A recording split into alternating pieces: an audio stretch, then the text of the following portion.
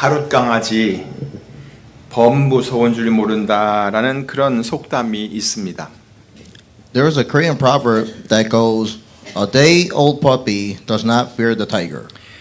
이 하룻강아지는 도대체 왜 범을 무서워하지 않을까요? Why do you think this day-old puppy isn't afraid of a tiger? 용감해서일까요? Is it because the puppy is exceptionally brave? 아닙니다. No, it isn't. 이 강아지는 호랑이가 얼마나 무서운 존재인지를 모르고 있는 겁니다. It's simply because the puppy has no idea how terrifying a tiger actually is. 태어난 지 하루밖에 안 된 강아지가 도대체 뭘 알겠어요? What could a puppy that was born just a single day ago possibly know? 저는 얼마 전에 운전을 하고 집에 가다가 하마터면 고양이를 칠 뻔한 적이 있었습니다. Not too long ago, I was driving home and I almost hit a cat. 절대 제가 운전을 부주의하게 해서 그랬던 것이 아니었어요. It wasn't because of careless driving on my part. 왜 대부분의 고양이들은 이렇게 차가 오는 것을 보면 감각적으로 자기들이 알고 막 재빨리 지나가잖아요. Most cats instinctively know when a car is approaching and quickly clear the way. 그래서 저도 그 고양이가 그럴 줄 알고 적당한 스피드로 고양이 이렇게 쭉 이렇게 보면서 가고 있었어요. So, I was driving at a moderate speed, keeping an eye on the cat. 그런데 그 고양이도 길 한가운데 서가지고 가만히 저를 바라보고 있는 거예요. However, this particular cat just stood right in the middle of the road, staring straight at me. 그래서 저는 생각했죠. So I thought to myself, 얘가 지금 이 차를 피할 적당한 타이밍을 지금 기다리고 있구나. oh, it's just waiting for the right timing to budge. 그런데 이 차가 아주 가까이까지 다가갔는데도 얘가 비키지를 않는 거예요. But even as my car got incredibly close, the cat wouldn't budge. 제가 막 브레이크를 급하게 밟을 때까지 그냥 도로 한가운데 서서 저를 계속 쳐다보고 있더라고요. It just stood right there in the center of the lane, locked onto me until I slammed on the brakes. 여러분은 그 고양이가 왜 그랬는지 아십니까? Do you know why that cat did that? 새끼 고양이였어요. It was a tiny kitten. 무서운 줄을 몰랐던 거죠. It simply didn't know what danger was. 영어 속담에도 그런 말이 있다고 합니다. There's an English proverb that captures this reality perfectly. 천사도 조심하는 자리에 어리석은 사람은 아무 생각 없이 들어간다. Fools rush in where angels fear to tread. 자, 여러분, Everyone, 사람이요 위험한 자리에 아무 생각 없이 그냥 확 뛰어드는 이유는 대담해서가 아닙니다. when people recklessly plunge into a dangerous situations, it isn't out of true boldness. 그 자리가 그렇게 위험한 자리인지를 전혀 알지 못했기 때문입니다. It happens because they are completely blind to the danger of the place they are stepping into. 자, 그런데 이런 모습이 하나님을 생각하는 우리 인간들의 모습과 너무나 많이 닮아 있다는 겁니다. And this sadly mirrors how we as human beings treat God. 하나님께서 지금 당장 심판을 하지 않으시니까 사람들이 하나님을 두려워하지 않는다는 거예요. And because God does not execute his judgment immediately, people do not fear him. 자기들이 죄를 지어도 아무 일도 일어나는 것 같지 않으니까 하나님을 그냥 무시하고 사는 거예요. Because nothing seems to happen right away, even when they sin, they look down on God. 자, 그런데 여러분, But let me ask you this. 하나님이 그렇게 사람들이 두려워하지 않아도 되는 그런 분이신가요? Is God really someone we don't need to fear? 하나님은 정말 사람들이 죄를 지어도 아무것도 하지 않으시는 그런 분이신가요? Is he truly a God who sits back and does nothing when people sin? 전혀 그렇지 않습니다. Not at all. 창세기 5장을 보면요, 아담의 족보가 나오는 것을 볼 수 있습니다. In Genesis chapter 5, you find the genealogy of Adam. 아담이 130세에 자기 모양 곧 자기 형상과 같은 아들을 낳아 이름을 셋이라 하였고 아담이 셋을 낳은 후 800년을 지내며 자녀를 낳았으며 그가 930세를 향수하고 죽었더라 그랬어요. When Adam had lived 130 years, he had a son in his own likeness, in his own image, and he named him Seth. After Seth was born, Adam lived 800 years and had other sons and daughters. Altogether, Adam lived 930 years, and then he died. 이렇게 창세기 5장 전체가 누가 몇 세에 아들을 낳았고 몇 년을 살다가 죽었다라는 그런 내용으로 쭉 진술이 되어 있습니다. Like this, the entirety of chapter 5 unfolds with a continuous pattern of who lived to be how many years old, had a son, lived for so many more years, and then died. 그 각 사람의 거기에 나오는 사람들의 인생을 다 열거하자면 수십 권의 책으로도 다 모자라겠지만 그들의 인생을 전혀 알지도 못한 채 그들의 이름만 하나씩 읽어나가는 것 그것도 역시 쉽지만은 않습니다. To list every single detail of each person's life will take dozens of books. Reading through just their names without knowing their life stories is not an easy task. 하지만 가끔씩 아는 이름이 좀 나오더라고요. 그래서 조금은 쉽게 넘어갈 수 있었습니다. However, every now and then a familiar name pops up, making it a bit easier to read through. 금방 읽었듯이 아담의 아들의 이름도 셋이라고 했는데 이것도 아는 이름이에요. Adam's son, Seth, is a familiar name. 또 그 뒤를 한참 내려가면 에녹이라고 하는 이름도 많이 들어봤던 이름이죠. Going further down, we come across the name Enoch, which we have heard many times. 그리고 이 에녹이 낳은 아들 무드셀라라는 사람도 아주 유명한 사람 중에 한 사람입니다. And Methuselah, the son of Enoch, is one of the most famous figures in history. 자, 왜 그 사람이 그렇게 유명하죠? Why is that?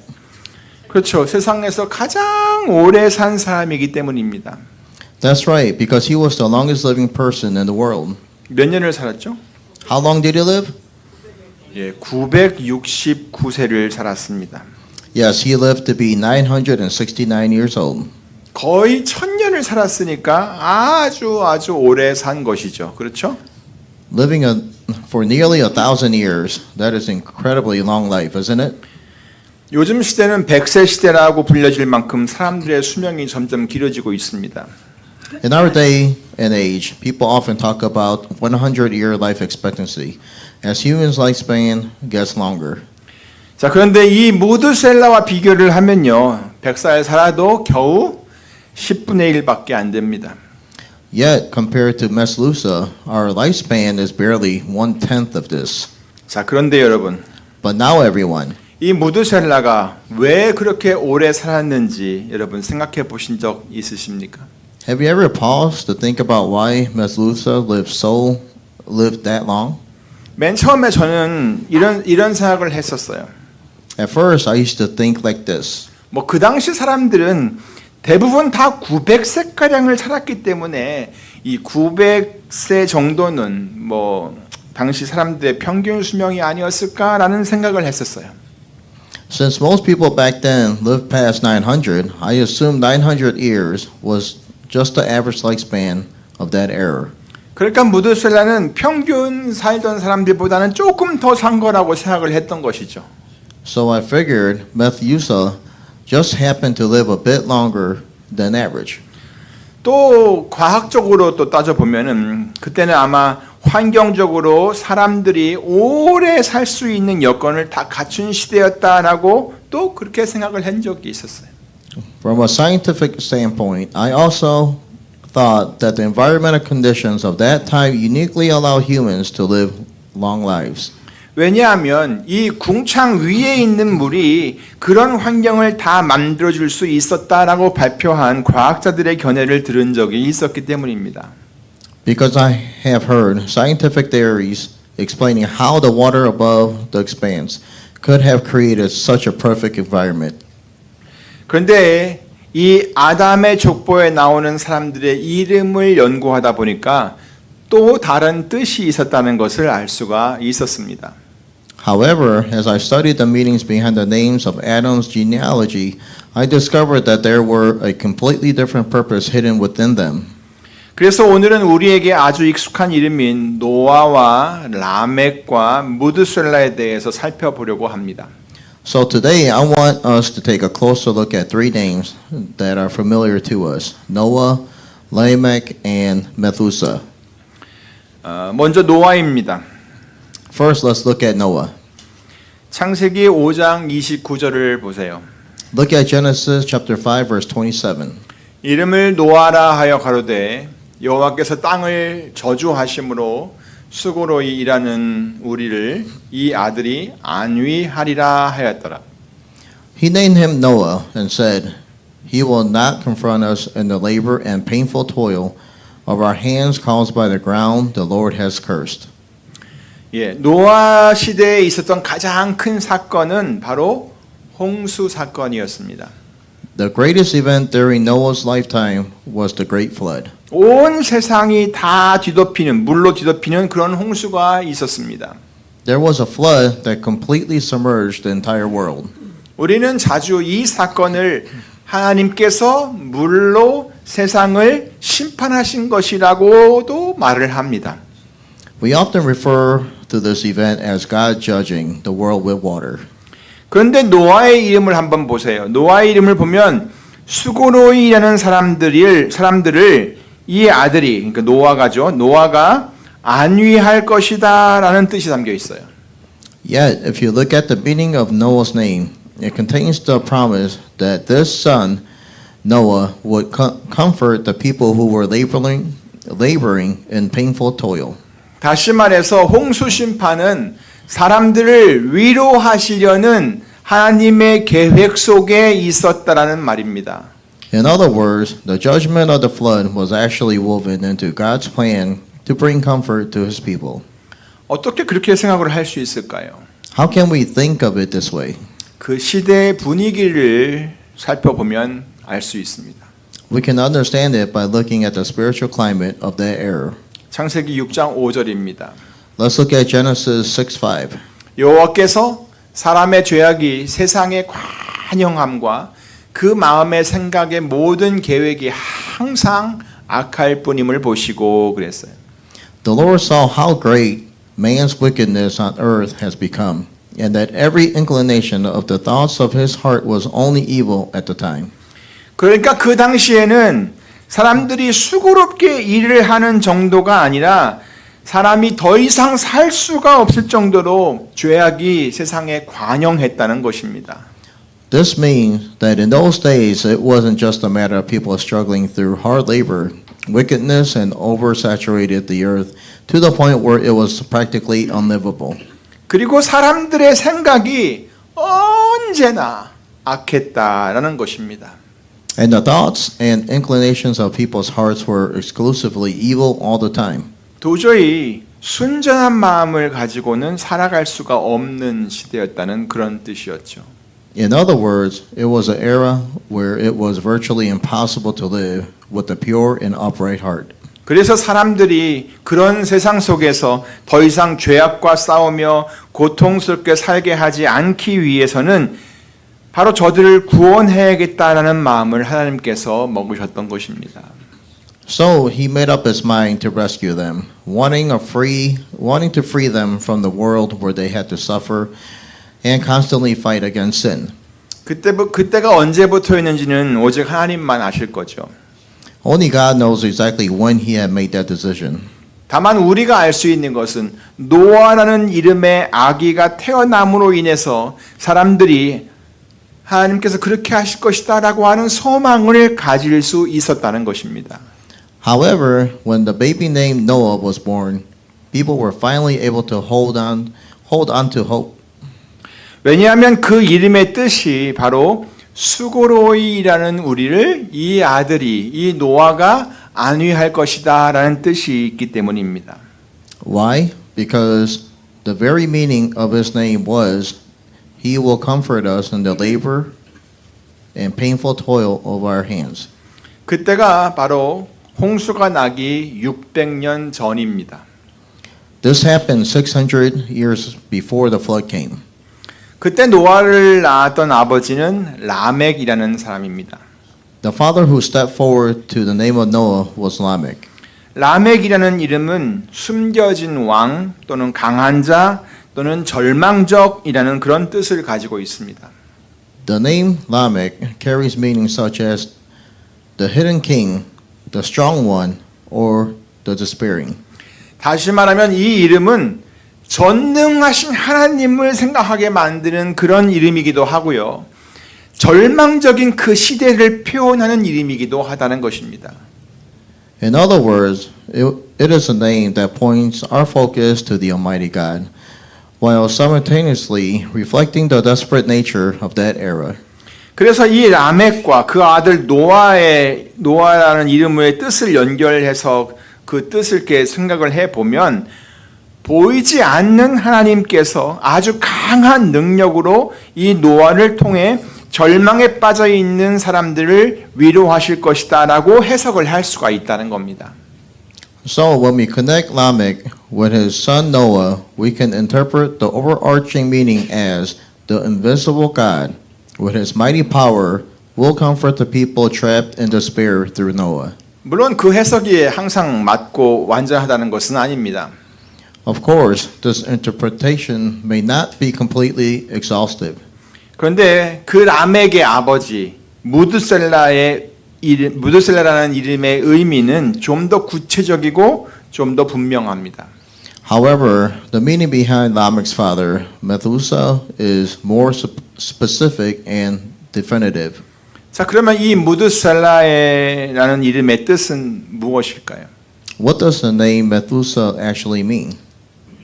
그것은 이 아이가 죽으면 심판이 있다라는 뜻입니다.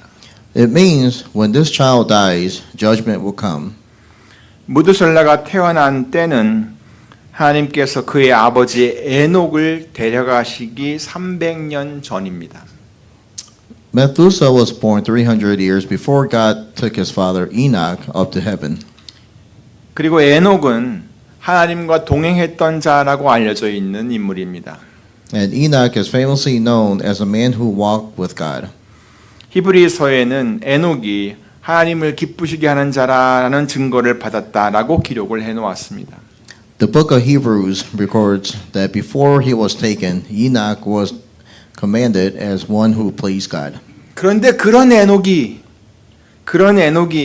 아들을 낳으면서 그 아들의 이름을 무드셀라라고 지었다는 겁니다.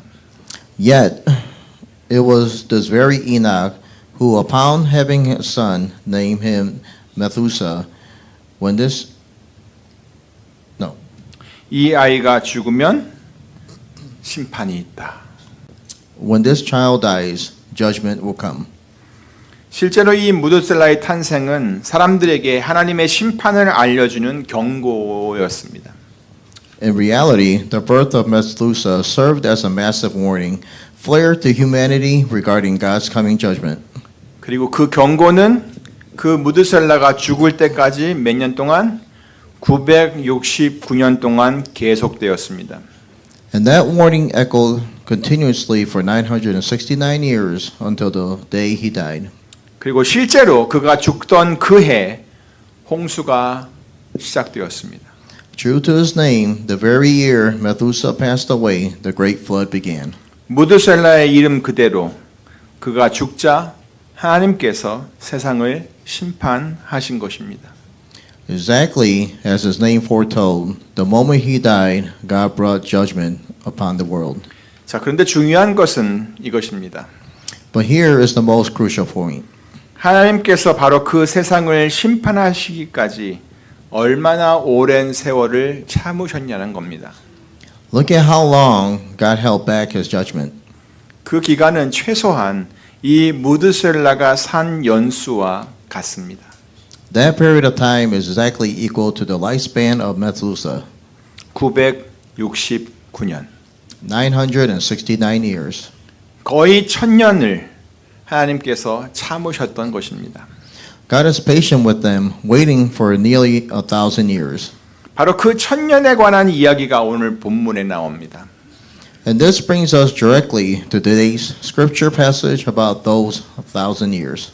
사랑하는 자들아, 주께는 하루가 천년 같고 천년이 하루 같은 이 한 가지를 잊지 말라.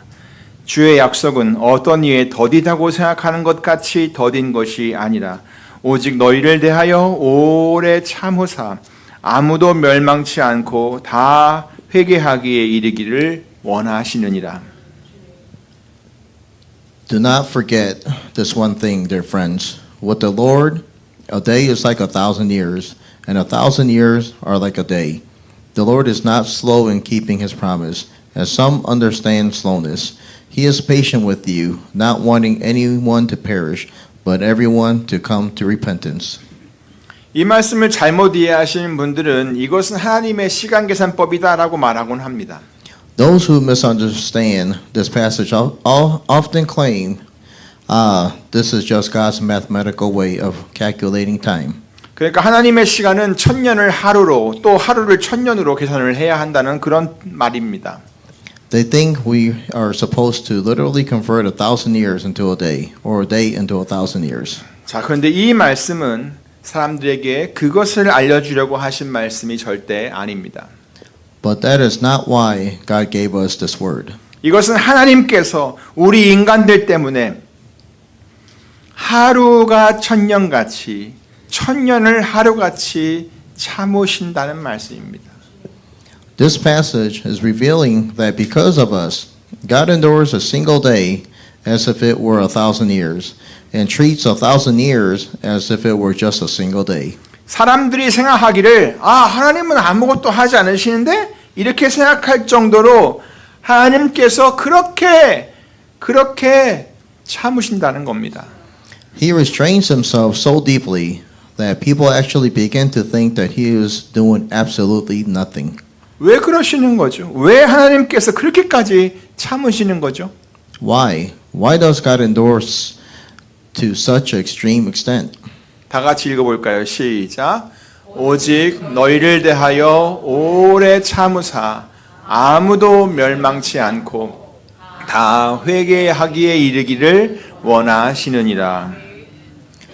Shall we read it in English? Begin.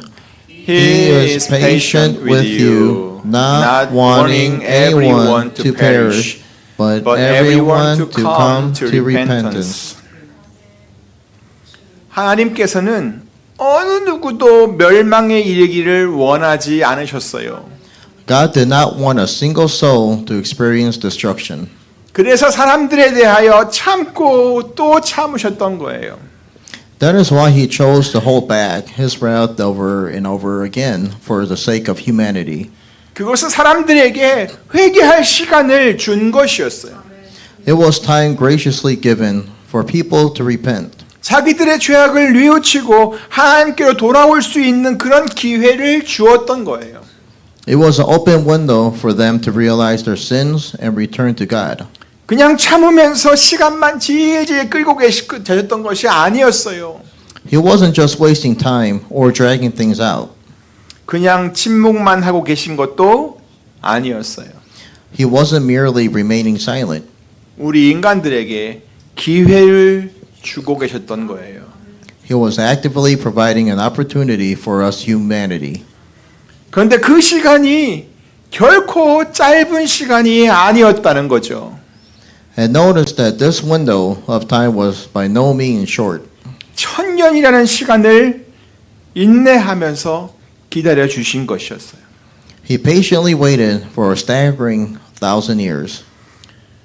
그런데 하나님께서는 그 오랜 시간을 기다려 주시면서 오히려 그 많은 날들을 딱 하루같이 여기셨다는 거예요.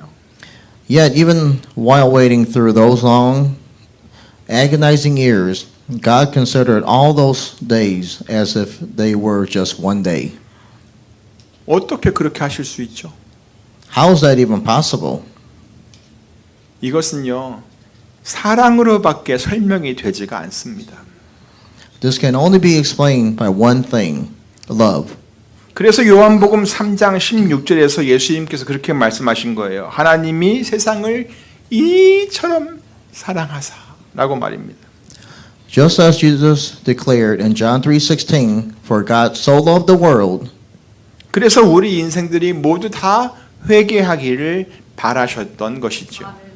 Because of that immense love, he deeply desired for every single person to come to repentance. 하루가 천년같이 천년을 하루같이 그 모든 날들을 우리들을 바라며 인내하며 기다리셨던 거예요. Holding back day after day as if it were 1,000 years, and 1,000 years as if it were a day, he looked at us, endured, and waited.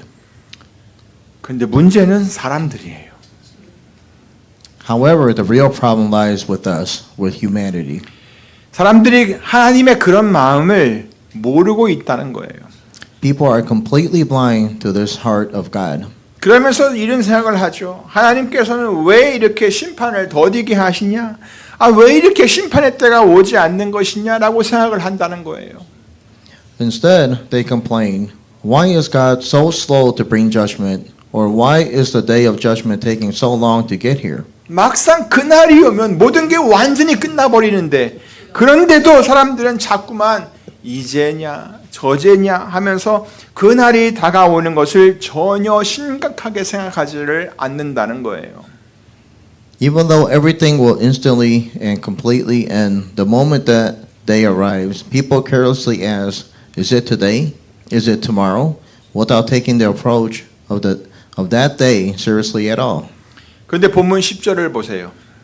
But look at verse 10 of our text. 뭐라고 말씀하고 있습니까? 그러나 주의 날이 도적같이 오리니 그날에는 하늘이 큰 소리로 떠나가고 체질이 그 뜨거운 불에 풀어지고 땅과 그 중에 있는 모든 일이 다 드러나리로다 그랬어요.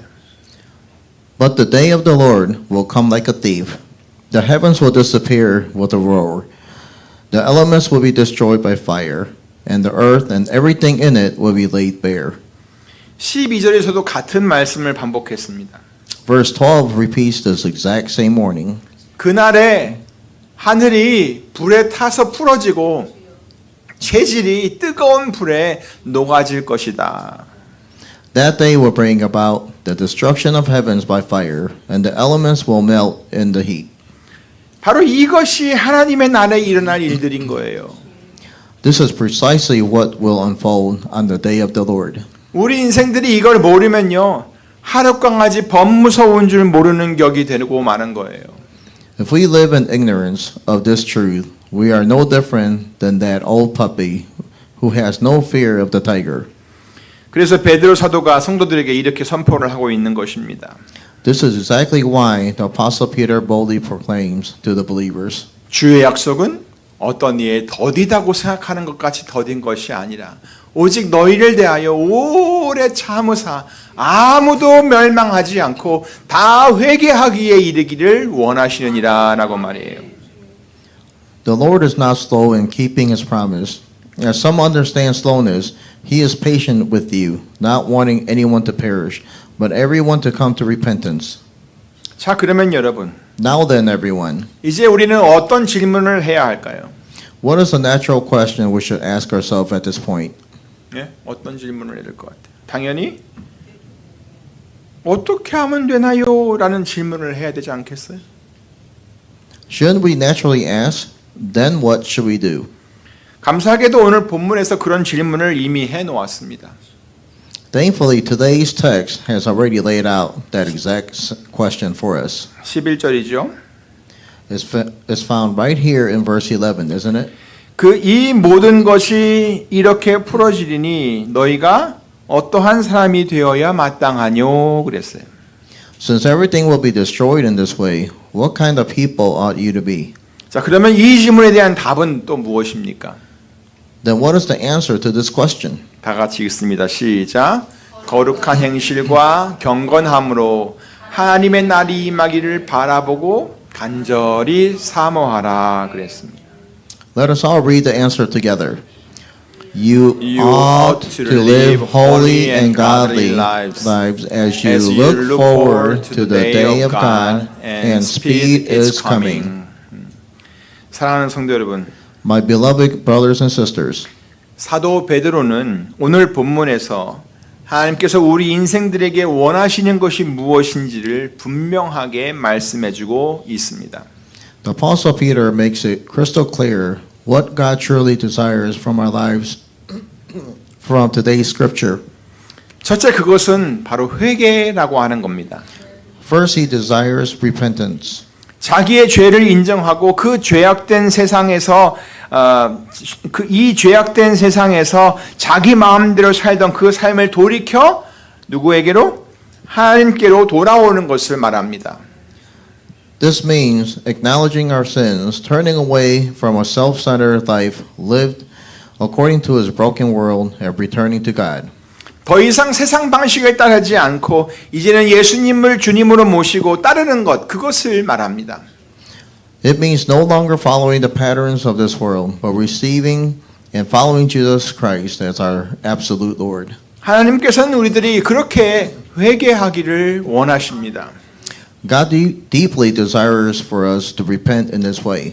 둘째로 하나님께서 원하시는 것은 거룩한 행실과 경건함입니다. Second, he desires holy and godly lives. 이것은 세상과 좀 구별되는 그런 삶을 말합니다. This speaks of a lifestyle that is distinctly set apart from the world. 그리고 하나님을 경외하는 삶을 말합니다. It means living a life that truly fears and reveres God. 그냥 하나님만 믿고 하나님만 의지하고 따라가는 그 삶이 바로 사도 베드로가 여러분에게 당부하고 있는 그런 삶이라는 말씀입니다. A life that trusts God only in God, relies entirely on Him, and follows His lead. This is the exact lifestyle that the Apostle Peter is earnestly charging you to live. 셋째로 하나님께서는 우리가 하나님의 나를 사모하는 삶을 살기를 원하십니다. Third, He desires us to live longing for the day of God. 베드로는 그날이 임하기를 바라보고 간절히 사모하라고까지 말씀을 했습니다. Peter go as far as to command us to look forward to the day God and speed is coming.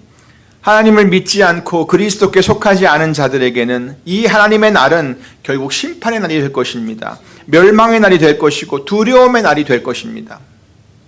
For those who do not believe in God and do not belong to Christ, the day of the Lord will ultimately be a day of terrifying judgment, destruction, and dread. 하지만 하나님의 백성들에게 이 날은요, 구원의 날이고 또 위로의 날이 될 것입니다. However, for the people of God, that day will be a glorious day for the ultimate salvation and profound comfort. 그렇기 때문에 우리는 이 날을 사모하며 살 수 있습니다. Because of this, we can live our lives truly longing for that day. 기억하시기 바랍니다. Please remember this. 하나님께서는 그날이 왔을 때 아무도 멸망치 않고 다 회개하여 구원에 이르기를 원하십니다. When that day arrives, God wants no one to perish, but desires everyone to repent and receive salvation. 그래서 지금도 오래 참으시는 겁니다. That is why He is still holding back and being patient with us even now. 노아의 시대에도 오래 참으셨듯이 지금 우리가 사는 시대에도 하나님의 오래 참으심이 바로 우리의 구원을 위한 것임을 여러분 꼭 기억하시기를 바랍니다. Just as He patiently waited for a very long time during the days of Noah, I pray that you will remember that God's patience in our current generation is entirely for our salvation. 오늘 본문 13절과 14절의 말씀으로 오늘 말씀을 마치겠습니다. Let us close today's message with the words of the verse 13 and 14. 우리는 그의 약속대로 의에 거하는 바 새 하늘과 새 땅을 바라보도다. 그러므로 사랑하는 자들아, 너희가 이것을 바라보나니 주 앞에서 점도 없고 흠도 없이 평강 가운데서 나타나기를 힘쓰라. But in keeping what His promised, as we are looking forward to a new heaven and a new earth, the home of righteousness, so then, dear friends, since you are looking forward to this, make every effort to be found spotless, blameless, at the peace with Him. 기도하겠습니다. Let us pray. 하나님 아버지